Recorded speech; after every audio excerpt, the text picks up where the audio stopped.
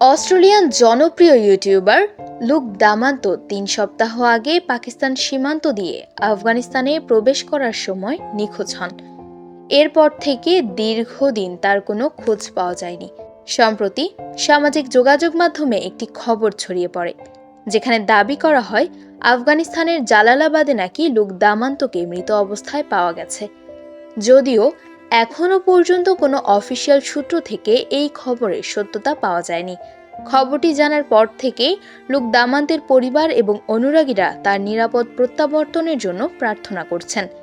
উল্লেখ্য যে ২০২৩ সালের শুরুর দিকে লুক দামান্তো বাংলাদেশেও এসেছিলেন এবং এখানে তিনি ব্যাপক জনপ্রিয়তা অর্জন করেছিলেন।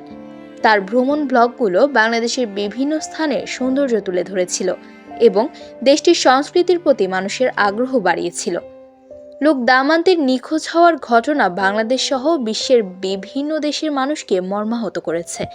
তার অনুরাগীরা সামাজিক যোগাযোগ মাধ্যমে তার নিরাপত্তার জন্য প্রচারণা চালিয়ে যাচ্ছেন।